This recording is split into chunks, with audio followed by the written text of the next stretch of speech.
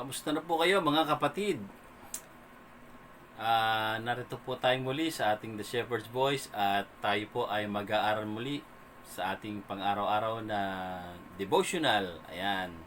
So, pinag-aaralan po natin ngayon ay sa Aklat ng Juan at napakaganda po ng ating pinag-aaralan dito sapagkat ito po ay nagsisilbing kalakasan po natin at dagdag kaalaman upang higit nating maunawaan ang kalooban ng Panginoon sa buhay natin. Kaya wag po nating imimiss yung lahat ng ating mga pinag-aaralan dito sapagkat dito po tayo nakakakuha ng mga kaalaman na siyang ilalapat natin sa ating buhay na sa gayon ay meron tayong batayan, panuntunan sa ating buhay na ang ating ginagawa ay ayon sa kalooban ng ating Panginoon at mga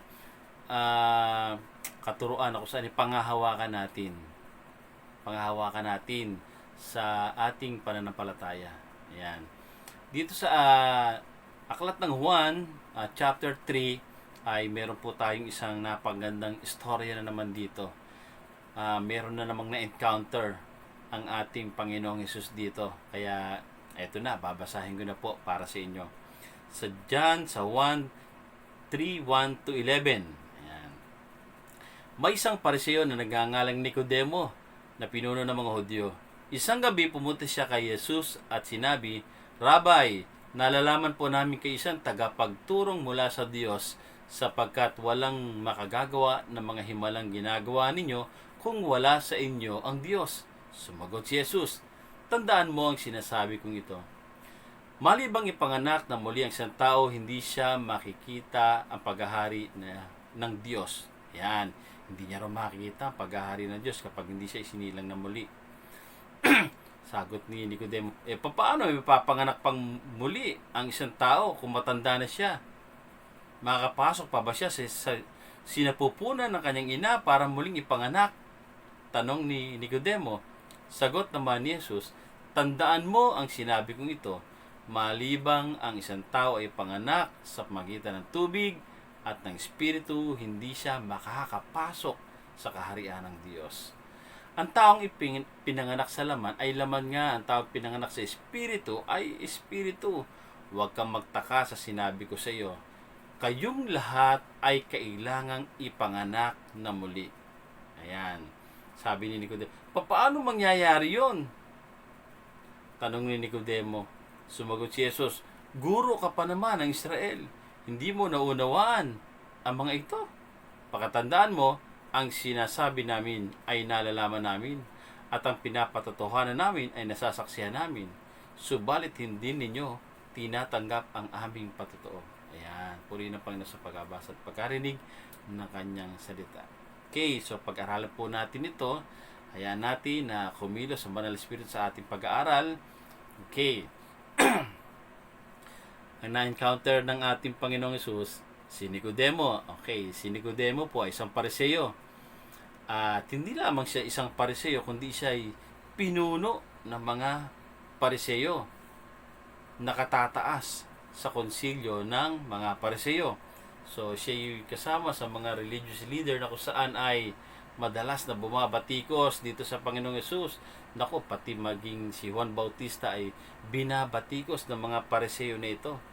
Kaya itong mga Pariseo nito ay kaya ganoon ang ginagawa, naiinggit sila dito kay Juan Bautista, naiinggit sila sa Panginoong Hesus sapagkat mas marami ang naniniwala sa kanila, sumusunod sa kanila, may mga alagad sila, may mga tao na kung saan ay nakukuha sila at mas marami ang naniniwala sa kanila. Kaya itong mga Pariseo ay naiinggit sa kanila.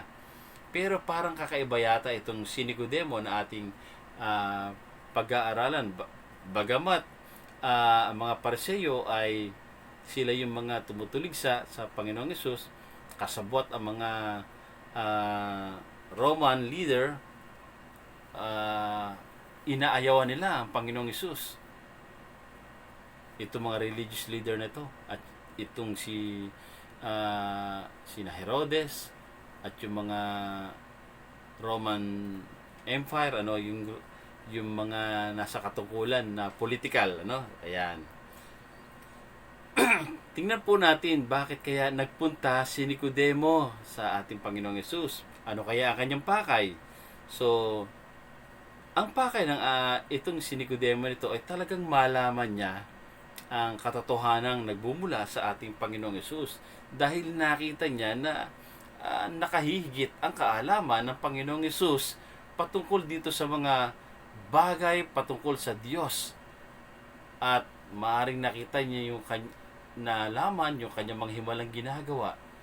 Ibig sabihin, para sa kanya, iba ang teacher na ito o ang rabbi na ito. Samantalang itong mga Pariseo ay aral ito sa mga kautusan ni Moses. Aral sila sa mga propesiya ng mga propeta sa lumang tipan. So, ito'y pinag-aaralan nila, binabasa nila ito, at talagang pinag-aaralan mabuti. At hindi lamang yon, dahil habang sila ay nag-aaral, meron pa silang mga prayer and fasting sa mga nag-aayuno po sila bilang mga punong pari. Siya po ay nagtuturo sa buong Israel. Pero ang kaisipan ni Nicodemo ay bakit hindi niya maunawaan ang sinasabi ng Panginoong Hesus tungkol dito sa kapanganakang muli. Maaring ang tanong ng ating itong si Nicodemo ay, ano ba talaga ang layunin ng kanyang pagparito o ng kanyang pagtuturo? Sapagkat ang sinabi ng Panginoong Yesus ay maliban na tayo ipanganak na muli, hindi siya paghaharian ng Diyos. So, ang sabi ni Nicodemo, paano mangyayari yun? Kaya inulit niya na maliban na tayo ipanganak na muli sa tubig at sa Espiritu, ay hindi siya paghaharian ng Diyos. So, ibig sabihin, ang pagdating talaga ng Panginoong Yesus ay yung kanyang paghahari. Paghahari.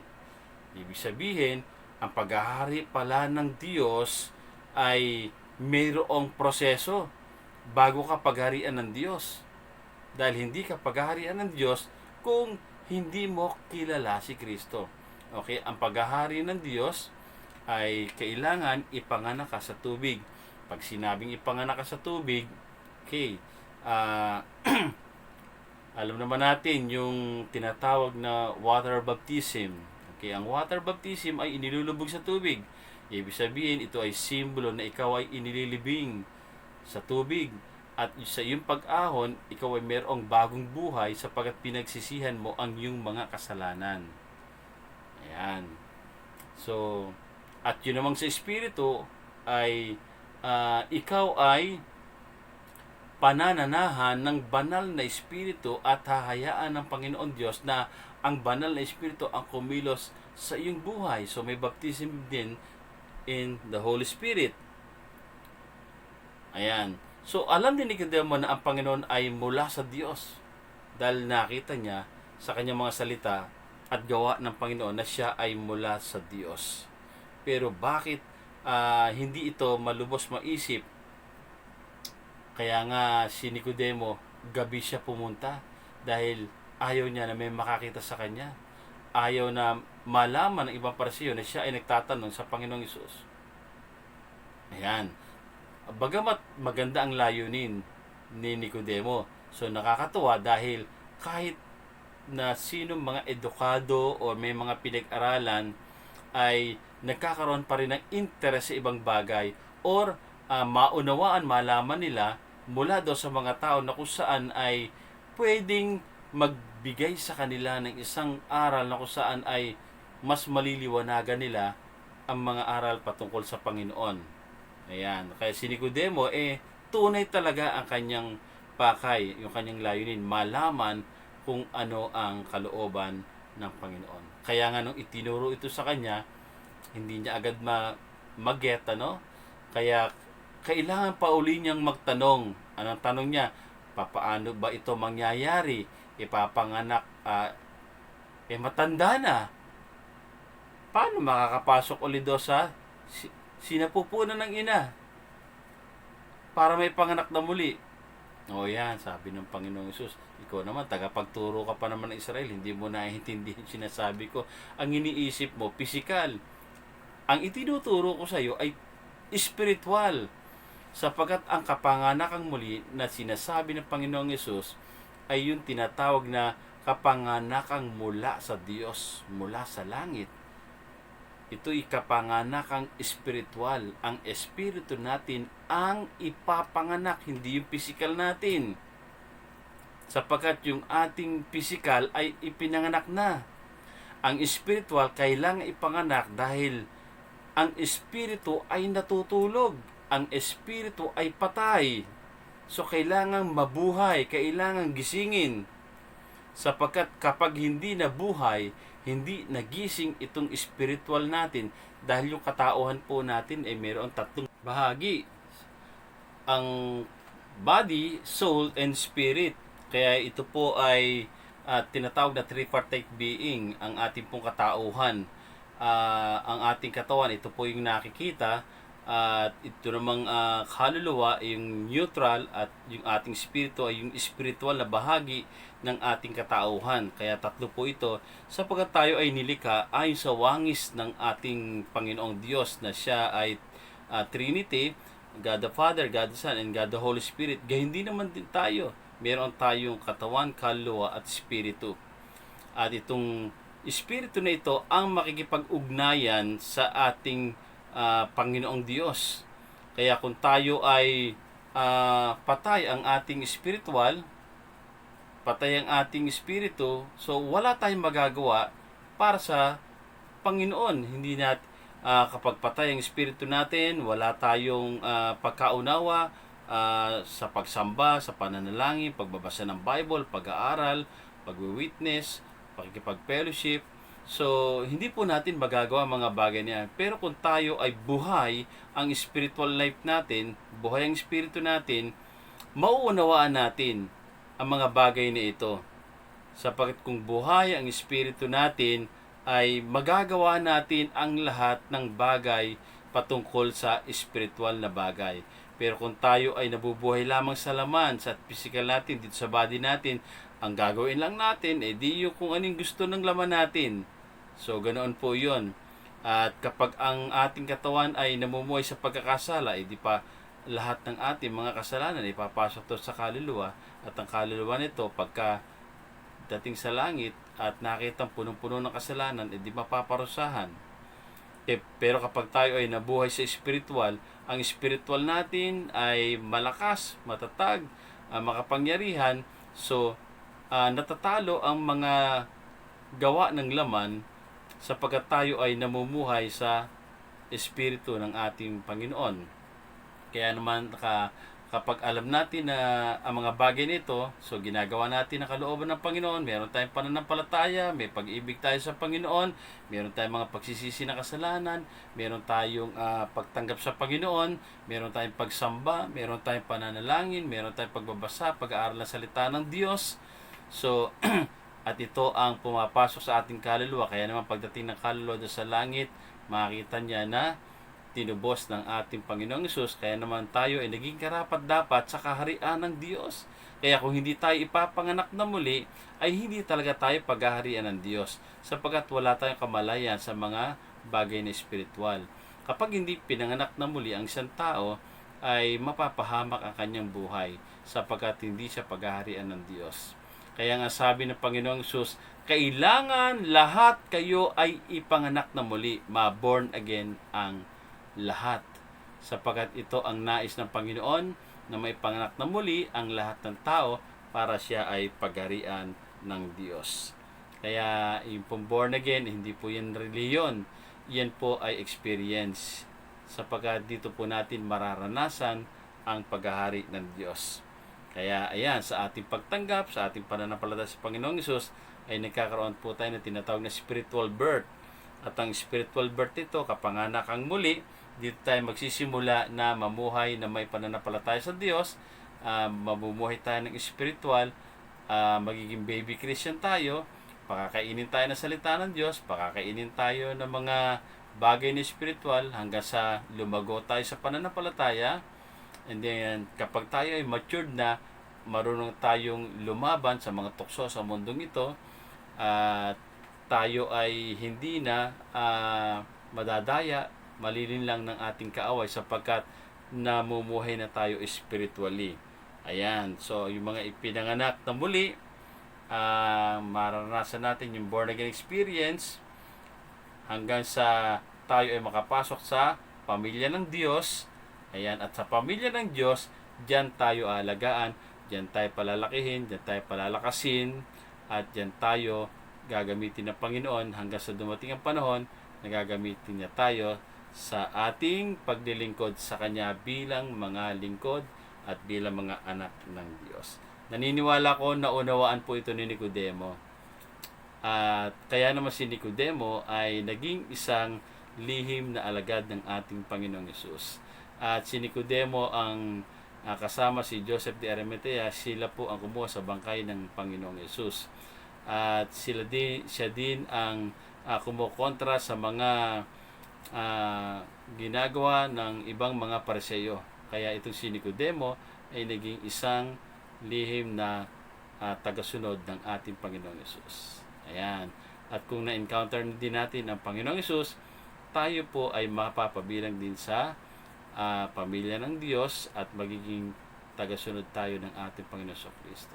Naway may natutunan po tayo sa ating pag-aaral na ito, at naniniwala ako na dito sa ating pag-aaral na ito ay kailangan po na tayo po ay tumugon sa panawagan ng ating Panginoon. Naisin po natin na maranasan po natin ang kapanganakang muli.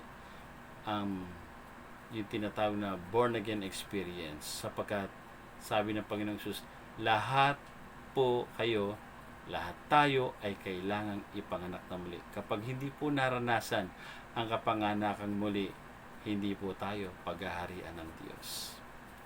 Tama po yun. Kaya naway magkaroon kayo ng isang desisyon na sa panawagan ng ating Panginoong Hesus ay magbalik loob tayo sa ating Panginoon, pagsisihan ng ating mga kasalanan, at tanggapin siya sa ating puso at manampalataya tayo na siya ang anak ng Diyos na namatay at muling nabuhay para sa atin. Kung ito talaga ang nais mo, kapatid, pwede tayong lumapit sa Kanya sa pagitan ng panalangin. Pwede kang sumunod sa panalangin kung gusto mo talagang maranasan na ikaw ay pagharian ng Diyos at magkaroon ng buhay na walang hanggan. Tayong manalangin.